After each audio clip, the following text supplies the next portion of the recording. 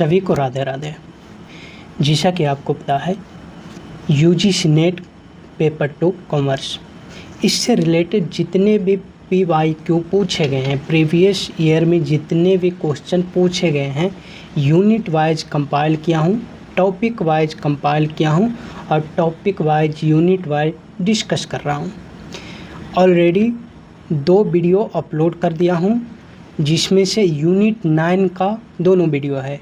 Unit 9 में एक topic है LLP एक्ट 2008। तो LLP एक्ट 2008 से रिलेटेड जितने भी क्वेश्चन प्रीवियस एग्ज़ाम में पूछे गए हैं 2012 से 2024 तक के, सभी को कंपाइल करके डिस्कस किया था। एंड सेकेंड वीडियो में कंपनी एक्ट 2013 से रिलेटेड जितने भी क्वेश्चन प्रीवियस एग्ज़ाम में पूछे गए थे उसको डिस्कस किया था। एंड थर्ड वीडियो है, इस वीडियो में GST एक्ट 2017 से रिलेटेड जितने भी क्वेश्चन प्रीवियस एग्ज़ाम में पूछे गए हैं सभी क्वेश्चन को डिस्कस करेंगे। साथ ही साथ कुछ एडिशनल क्वेश्चन भी इसमें कंसीडर किया हूँ। तो प्रीवियस एग्ज़ाम का क्वेश्चन है और कुछ क्वेश्चन को मैं पुटअप किया हूँ। तो इस वीडियो को भी शुरू से अंत तक देखना। अगर आप फर्स्ट और सेकंड वीडियो नहीं देखे हो उसको जाकर देखो एंड इसको भी देखो। तो वीडियो को शुरू से अंत तक सभी को unit wise topic wise complete करो और थ्योरी को अच्छे से पढ़ लो तो आपका पूरा कमांड आ जाएगा। चलो स्टार्ट करते हैं। GST goods and service tax act 2017, ये एक्ट कब का है? 2017 का। ये रहा फर्स्ट क्वेश्चन, जून 2024 में पूछा गया था। यही हाल फिलहाल जिसका अभी तक रिजल्ट भी नहीं आया और एग्ज़ाम होगा, री एग्ज़ाम होगा या नहीं होगा अता पता नहीं है। फिर भी चलो इसका क्वेश्चन का एनालाइज करते हैं। मैच करने के लिए दिया हुआ है लिस्ट 1 को लिस्ट 2 से। लिस्ट 1 में component provision under the central goods and service tax act 2017 means CGST act 2017 से रिलेटेड 8 टॉपिक दिया हुआ है एंड लिस्ट 2 में चैप्टर दिया हुआ है। आपको मैच करना है कि कौन से टॉपिक कौन से चैप्टर में इंक्लूड है। तो यहाँ पर देखो, फर्स्ट है levy and collection of tax. Levy and collection of tax ये चैप्टर 3 में है। किसमें? चैप्टर 3। तो ए का 2 देखो किस में है? ऑप्शन 2 में, और किसी में भी नहीं है। तो एक ही ऑप्शन से ये सारा आंसर करेक्ट हो गया। ठीक है, फिर भी सभी को देखते हैं। Option B registration. रजिस्ट्रेशन ये चैप्टर 6 में दिया हुआ है। इनपुट टैक्स क्रेडिट चैप्टर 5 में है, चैप्टर 5 में। And payment of tax chapter 10 में। ओके, तो ऑप्शन 2 इसका करेक्ट होगा। एंड बाकी मैं आंसर भी सभी चैप्टर को लिख दिया हूँ यहाँ पर कि कौन कौन से चैप्टर में क्या है। देखो, चैप्टर 1 प्रिलिमिनरी है, chapter 2 administration, chapter 3 levy and collection of tax, chapter 4 time and value of supply, chapter 5 input tax credit, chapter 6 registration, chapter 7 tax invoice credit and debit note, chapter 8 account and audit record, accountant record and chapter 9 returns and chapter 10 payment of tax, chapter 11 refund वगैरह वगैरह। ये आप screenshot लेकर पढ़ लेना। Next question देखते हैं। Question second, a charitable trust registered under 12AA of the income tax act is registered under GST इन न्यू दिल्ली। जो चैरिटेबल ट्रस्ट है ना, सेक्शन 12AB में इनकम टैक्स में जो रजिस्टर्ड हुआ है उसका लोकेशन है दिल्ली। ठीक है, it is provided yoga training, और वो योगा ट्रेनिंग प्रोवाइड कर रहा है to middle age people and coaching for basketball to teenager and skill development service to person over the age 65 year residence in New Delhi. ये जो skill development service old age को दे रहा है, जो कि रहने वाला कहाँ का है, न्यू दिल्ली का, ठीक है। In the month of July this trust is liable to pay GST on, ये 3 सर्विस था। एक तो योगा ट्रेनिंग दे रहा था मिडल एज वाले पीपल को, एंड बास्केटबॉल का स्किल दे रहा था टीनेजर को। तो ये दोनों एग्जम्प्ट हो जाता है, योगा ट्रेनिंग एंड बास्केटबॉल वाला दोनों एग्जम्प्ट हो जाता है। एंड ये जो स्किल डेवलपमेंट सर्विस है ये भी एग्जम्प्ट हो जाता है, लेकिन रूरल एरिया में, गांव देहात में अगर प्रोवाइड करता है तो एग्जम्प्ट होगा। अगर अर्बन एरिया में प्रोवाइड करता है स्किल डेवलपमेंट सर्विस तो मोर देन 50 ईयर एज भी रहेगा फिर भी टैक्सेबल हो जाएगा। तो इसका करेक्ट ऑप्शन बी होगा। यहाँ पर पूछ रहा है कौन सा ऑप्शन सही होगा, यानी लायबल होगा GST पे करने के लिए। Option B skill development and service. बाकी मैं यहाँ डिटेल में आंसर प्रोवाइड कर दिया हूँ, इसको आप स्क्रीनशॉट लेकर पढ़ लेना। नाउ थर्ड क्वेश्चन, ये सभी क्वेश्चन अभी तक जो आ रहा है ना, ये 2024 में पूछा गया है, जून 2024 में। Which of state every supplier of goods and services required to obtain registration if the aggregate turn over exceed threshold limit 20 lakh for supply of goods and service. ये बोल रहा है कि कौन से स्टेट में अगर गुड्स एंड सर्विस का टर्नओवर 20 लाख से एबव हो जाता है तो GST रजिस्ट्रेशन लेना कंपलसरी हो जाएगा। तो यहाँ पर स्टेट लिखा हुआ है अरुणाचल प्रदेश, मेघालय, मणिपुर, मिजोरम एंड सिक्किम।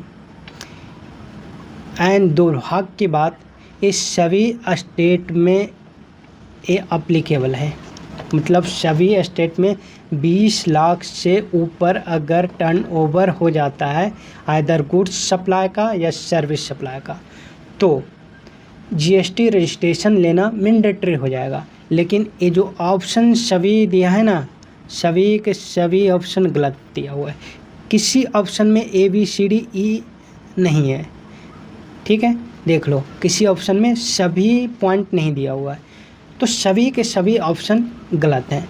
इसका करेक्ट आंसर क्या होगा, all of these, all of these, सभी स्टेट में ये अप्लीकेबल हो जाएगा, ठीक है। नेक्स्ट क्वेश्चन, मैं इसका आंसर भी प्रोवाइड कर दिया हूँ, यहाँ से आप देख सकते हो, ठीक है, इसको देख सकते हो।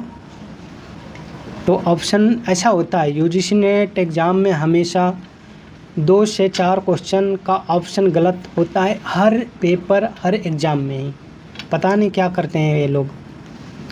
Next question 4, which of following statement true about GST, GST से रिलेटेड कौन सा स्टेटमेंट सही है।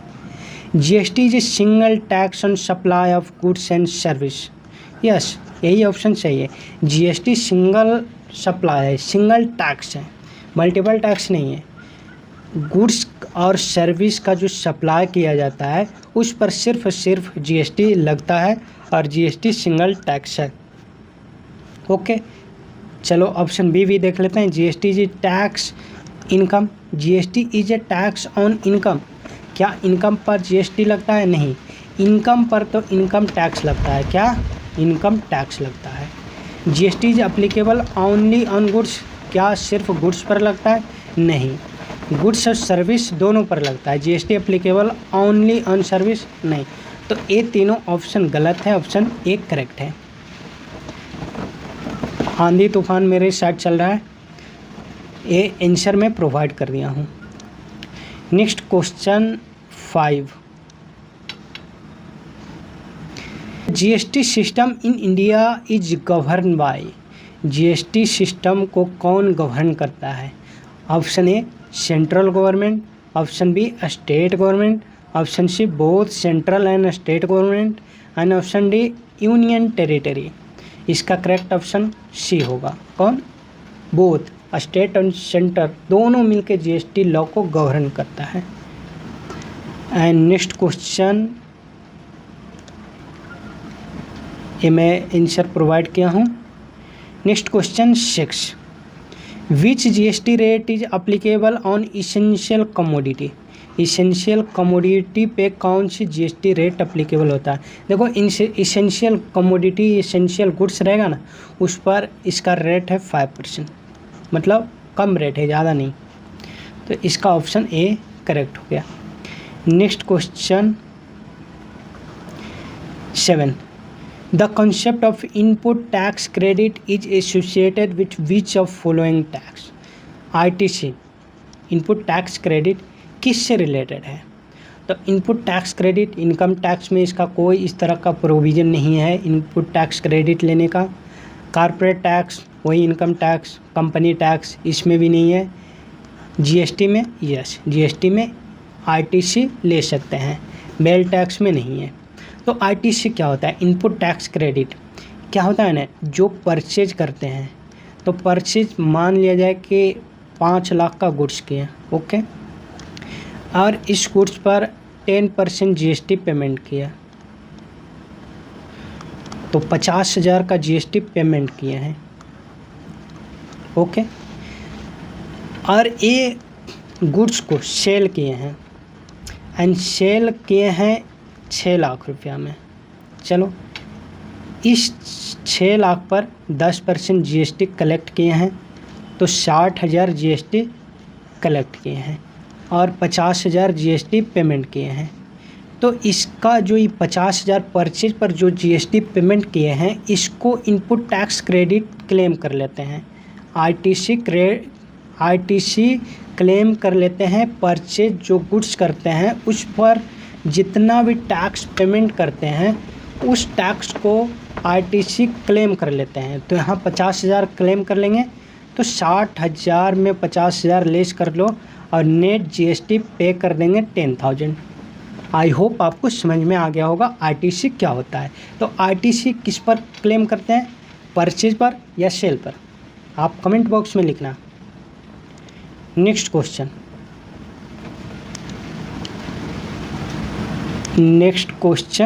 8, विच of following tax replace by GST. किस टैक्स को जीएसटी में रिप्लेस किया गया? Excise duty, income tax, wealth tax, corporate tax. देखो, इनकम टैक्स तो सेपरेट है, वेल टैक्स भी सेपरेट पहले हुआ करता था, अब वेल टैक्स को इनकम टैक्स में इनकॉर्पोरेट कर दिया गया है, रिप्लेस कर दिया गया है। कॉर्पोरेट टैक्स मतलब कंपनी के ऊपर जो टैक्स लगता है, ये भी इनकम टैक्स का पार्ट हो गया है। तो एक्साइज ड्यूटी को रिप्लेस किया गया है जीएसटी में। देखो, बहुत सारे टैक्स को रिप्लेस करके जीएसटी में मर्ज किया गया है। जिससे पहले सर्विस टैक्स हुआ करता था, जीएसटी में मर्ज कर दिया गया। गुड्स टैक्स हुआ करता था, जीएसटी में मर्ज कर दिया गया। सेल टैक्स हुआ करता था, एक्साइज टैक्स हुआ करता था, सभी को जीएसटी में मर्ज कर दिया गया है। करीब करीब टोटल 17 टैक्स लगता था, इनडायरेक्ट टैक्स 17 था। उन सभी को मर्ज करके एक ही टैक्स बना दिया गया है, GST, goods and service tax. And goods and service tax का एक्ट कौन सा है? 2017। नेक्स्ट क्वेश्चन ये रहा। Next question, the GST council is headed by. GST council को हेड कौन करता है? ऑप्शन ए प्राइम मिनिस्टर, नहीं जी। Option B finance minister, yes. President भी नहीं, चीफ मिनिस्टर भी नहीं, फाइनेंस मिनिस्टर हेड करता है। यानी कि जीएसटी से रिलेटेड जितना भी डिसीजन लिया जाता है ना, वो फाइनेंस मिनिस्टर के द्वारा ही लिया जाता है। तो इसका ऑप्शन बी करेक्ट होगा। And next question 10, the maximum GST rate applicable on luxury item. Luxury item पर मैक्सिमम जीएसटी रेट कितना लगता है? 28%। बी करेक्ट होगा। Next question 11, GST applicable on. GST किस पर अप्लीकेबल होता है? All goods and service, only goods, only service, none of these. किस पर? सभी पर, गुड्स और सर्विस दोनों पे। और ये गुड्स एंड सर्विस क्या करना पड़ेगा? सप्लाई। इसको मतलब कि जीएसटी टैक्सेबल कौन सी पॉइंट पर होता है? सप्लाई पर। यहाँ पर सेल नहीं कहते हैं, ठीक है। तो पॉइंट ऑफ टैक्सेशन क्या है जीएसटी में? सप्लाई। इससे रिलेटेड भी क्वेश्चन पूछे जाते हैं, तो ध्यान में रखना है। छोटी छोटी बातें ध्यान में रखते जाना है। और ये रहा नेक्स्ट क्वेश्चन जो कि ये भी प्रीवियस एग्जाम में ही पूछे गए हैं। Out of following which are not feature GST, बोल रहा है कौन सा जीएसटी का फीचर नहीं है। नोट को अच्छे से पढ़ना, ऐसा होता है ना कि पढ़ते पढ़ते ध्यान में आ जाता है, नोट हट गया अब फीचर जीएसटी का ऑप्शन लगा दिया, गलत हो गया। तो यहाँ पर जीएसटी का फीचर नहीं है वो देखना है।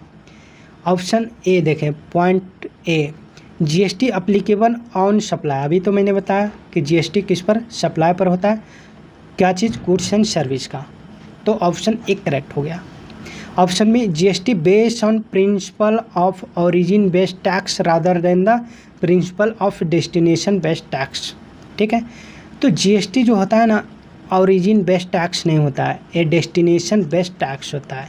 तो ऑप्शन बी गलत हो गया। यहाँ से ऑप्शन तुम चूज कर लो। बी किस में है, बी 1 में भी है, 2 में भी है, 3 में भी है, 4 में नहीं है, तो 4 को काट दो। उसके बाद देखो ऑप्शन एक सही है, तो ऑप्शन ए किस में है, ऑप्शन ए 1 में है, तो 1 भी नहीं होगा। तो 2 और 3 इन दोनों में से कोई ऑप्शन करेक्ट होगा। चलो सी ऑप्शन पढ़ते हैं। यहाँ पे import of goods is treated as inter state supply and would be subject to IGST in addition to applicable custom duty. क्या करा, import of goods is treated as inter state supply. Yes, जितना भी goods import होता है ना, यानी कि विदेश से जो भी गुड्स हम परचेज करते हैं, फॉरेन कंट्री से जितना भी गुड्स इंडिया में आता है, इंपोर्ट होता है, वो सभी गुड्स को इंटर स्टेट सप्लाई कहते हैं। ठीक है, तो ऑप्शन सी भी करेक्ट है। अब देखो ऑप्शन सी किस में है, 2 में है, चलो 2 को काट दो, तो ऑप्शन थर्ड करेक्ट हो जाएगा। फिर भी डी और ई पढ़ लेते हैं। It is dual taxation with central and state simultaneously levy on the common base, तो ये सही है। GST applicable on all the goods and service without any exemption, क्या जीएसटी में कोई एग्जेम्पशन नहीं है, एक गलत है। जीएसटी में भी एग्जेम्पशन है, तो एग्जेम्पशन क्लेम करते हैं जिसे सेज का स्पेशल इकोनॉमिक जोन, इसमें 15 साल तक का एग्जेम्पशन मिलता है, 5 + 5 + 5 ईयर, यानी 5 साल तक, 5 साल तक 100% एंड अगेन 5 साल तक 100% एंड अगेन 5 साल तक 50% मिलेगा, वो डिपेंड करेगा। ठीक है, नेक्स्ट क्वेश्चन, ये बाकी मैं इसका एक्सप्लेनेशन लिख दिया हूँ। और ये नेक्स्ट क्वेश्चन रहा, विच of following true of goods and service tax introduce in India in recent time, यानी कि जब जीएसटी इंट्रोड्यूस हुआ था तो उनमें से, इन सभी पॉइंट में से कौन सा पॉइंट करेक्ट है। तो जीएसटी डेस्टिनेशन टैक्स है, अभी प्रीवियस क्वेश्चन में देखा, मैंने बताया कि ओरिजिन टैक्स नहीं है, ध्यान में रखना। ये छोटी बात है लेकिन कंफ्यूजिंग टॉपिक है, यहाँ पर कंफ्यूज हो जाओगे, तो यहाँ पर लिख लेना, ऐसे लिखना ओरिजिन और इसको क्रॉस कर लेना, यानी कि जीएसटी ओरिजिन बेस्ड टैक्स नहीं है। कौन सा बेस्ड टैक्स है, डेस्टिनेशन बेस्ड टैक्स है। तो अब 1 पॉइंट करेक्ट हुआ। यहाँ से देखो 1 किस में 1 2 यानी 2 3 4 में, तो ऑप्शन बी को 1 को तो काट लो। ऑप्शन बी देखते हैं, it benefit producing a state मोर, नहीं देखो, जब ओरिजिन बेस्ड टैक्स नहीं है तो प्रोड्यूसिंग स्टेट को बेनिफिट ज़्यादा नहीं पहुंचाएगा। जब डेस्टिनेशन बेस्ड टैक्स है तो जहां कंजम्पशन होगा उस स्टेट को ज़्यादा बेनिफिट पहुंचाएगा। तो यहाँ सी ऑप्शन देखो, कंज्यूमिंग स्टेट को ज़्यादा बेनिफिट पहुंचाएगा, यस, क्योंकि डेस्टिनेशन बेस्ड टैक्स है। तो छोटी पॉइंट है बट एक दूसरे से कोरिलेट है, समझना पड़ेगा ध्यानपूर्वक। तो ऑप्शन बी यहाँ पर ई पॉइंट भी गलत है। तो देखो बी किस में है, और यहाँ पर ऑप्शन क्या बोला है, इंसर मोस्ट अप्रोप्रिएट, सही ऑप्शन चूज करना है। सी किस में है, 2 में है और 4 में है। चलो 3 को भी काट दो, तो या तो 2 होगा करेक्ट या 3 होगा। डी ऑप्शन, यानी कि जीएसटी प्रोग्रेसिव टैक्सेशन होता है। देखो टैक्सेशन 2 टाइप का होता है, 2 टाइप, एक प्रोग्रेसिव दूसरा रिग्रेसिव। प्रोग्रेसिव का मतलब होता है ना, जैसे जैसे इनकम बढ़ते जाएगा उस हिसाब से टैक्स भी बढ़ते जाएगा।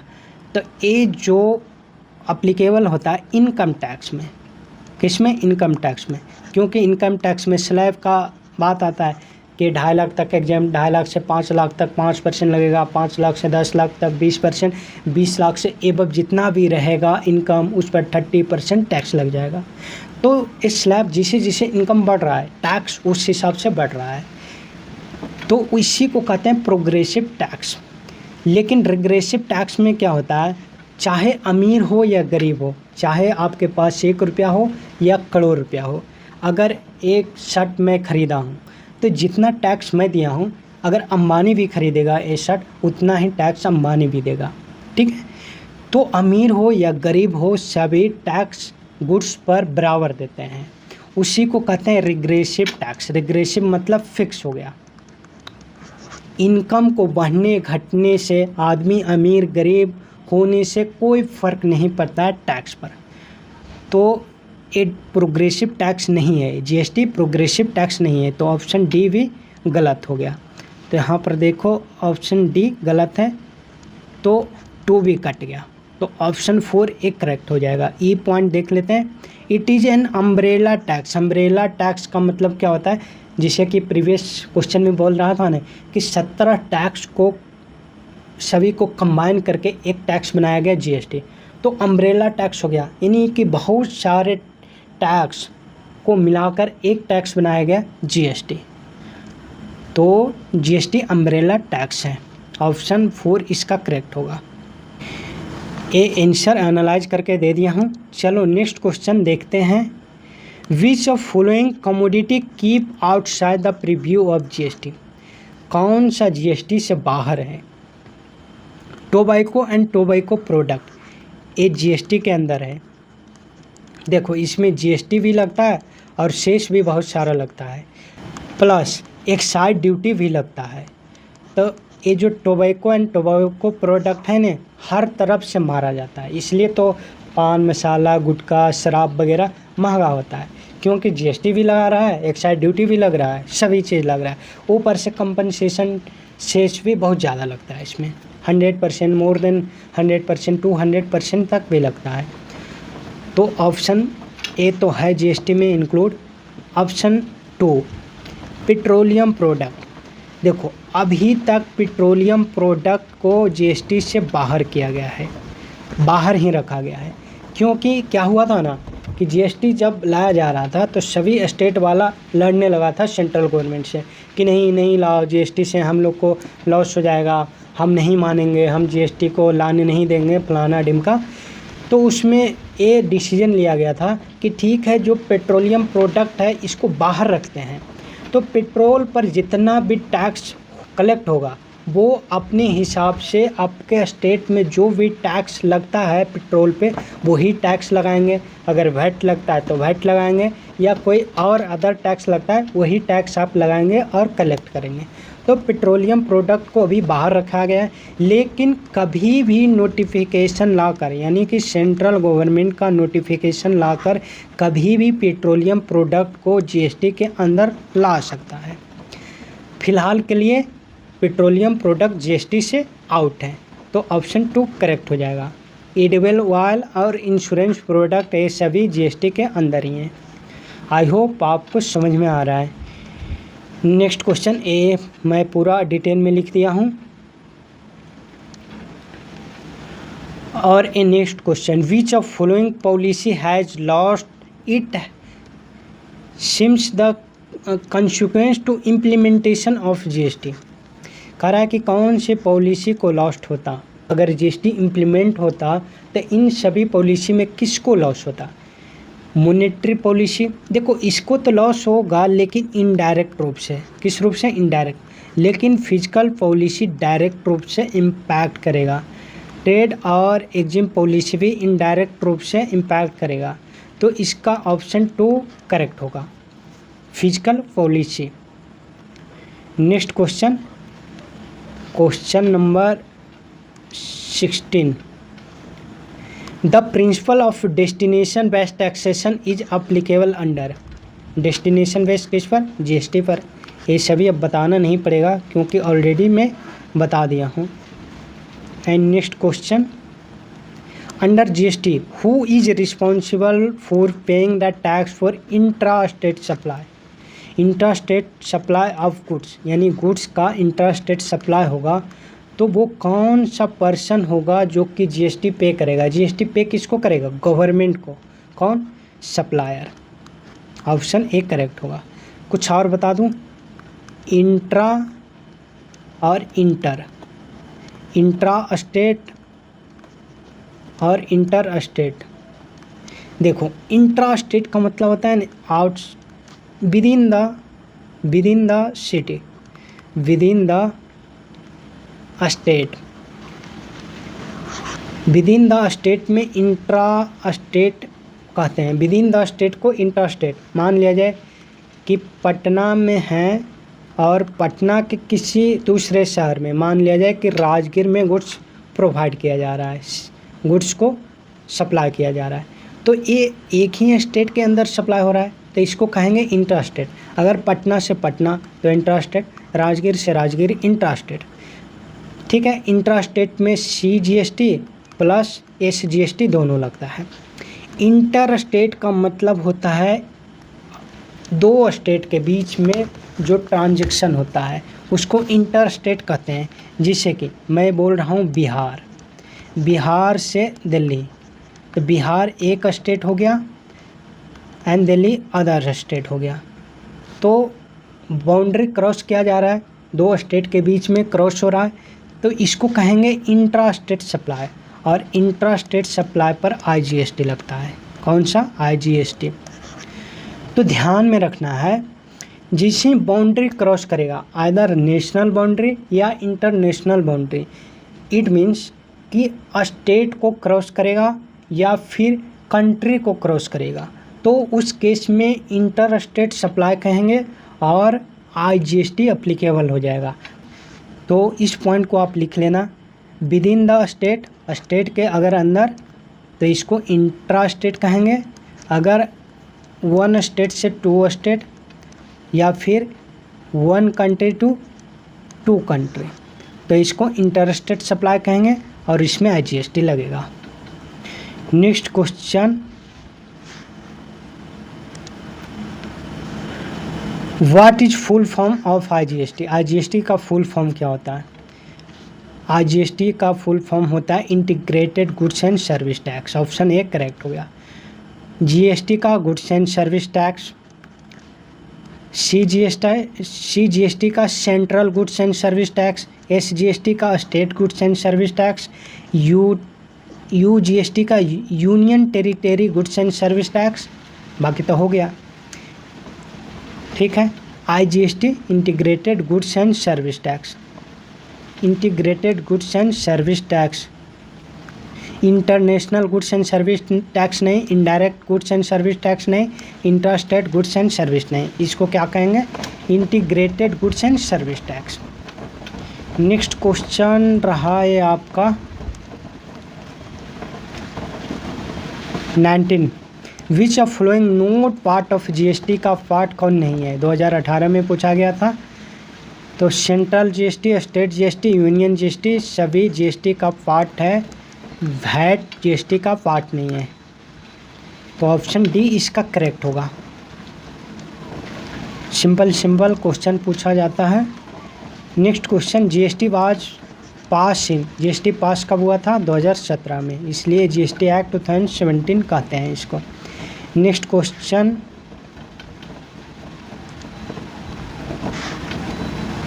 ये रहा 21, under GST tax rate for which of following 12%, 12% किस पर टैक्स रेट लगता है।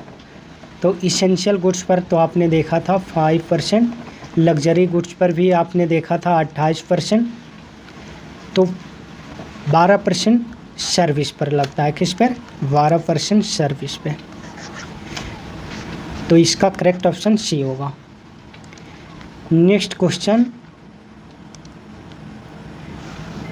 The term zero rate supply under GST refer, यानी जीरो रेट सप्लाई को क्या कहते हैं? देखो, जीरो रेट सप्लाई को नो टैक्स रेट कहते हैं। मतलब कि इसमें टैक्स तो लगता है लेकिन 0% से। कितना परसेंट? 0% से।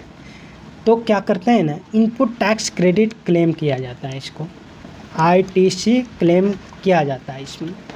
तो ऑप्शन देखो, ऑप्शन में a supply of tax goods and service exempted नहीं। एग्जेम्प्टेड सप्लाई अलग होता है, जीरो रेट अलग होता है। Supply of goods and service with no tax rate, yes. तो ऑप्शन बी करेक्ट होगा। 5% नहीं, 12% नहीं।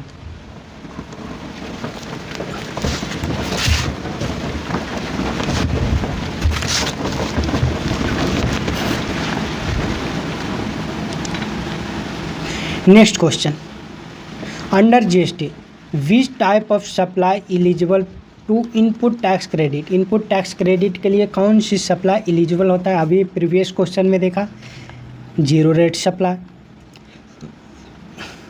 जीरो रेट सप्लाई ही होता है। एग्जेम्प्टेड सप्लाई पर ITC नहीं मिलता है, तो ध्यान में रखना है, ITC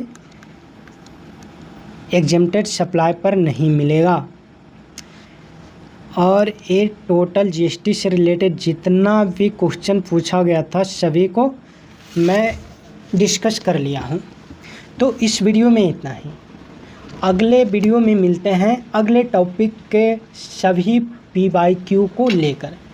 तो वीडियो को लाइक करना, शेयर करना, चैनल पर न्यू हो तो सब्सक्राइब कर लेना और वीडियो को शुरू से अंत तक सभी को देखना, आपको क्लियर हो जाएगा। इससे क्या होगा ना कि एक आइडिया मिलेगा कि कौन सी टॉपिक से किस टाइप का क्वेश्चन पूछे जाते हैं। ऊपर से टॉपिक वाइज जो प्रीवियस एग्ज़ाम में क्वेश्चन पूछे गए कोई भी यूट्यूबर एनालाइज नहीं किया है। देखो, यूनिट वाइज किया है बट टॉपिक वाइज नहीं। मैं क्या कर रहा हूँ, टॉपिक वाइज सभी PYQ को एनालाइज कर रहा हूँ। तो बहुत ज़्यादा बेनिफिट होगा कि कंपनी एक्ट से रिलेटेड क्या क्या क्वेश्चन पूछा गया है, LLP एक्ट से रिलेटेड क्या क्या क्वेश्चन पूछा गया है, GST से रिलेटेड क्या क्या क्वेश्चन पूछा गया है। इसी तरह से सभी एक्ट से रिलेटेड जो जो क्वेश्चन पूछे गए हैं कंपाइल कर रहा हूं और आपसे डिस्कस कर रहा हूं। तो आपको वीडियो को लाइक करना है, शेयर करना है और चैनल को सब्सक्राइब करना है। मिलता हूं अगले वीडियो में, तब तक के लिए सभी को राधे राधे।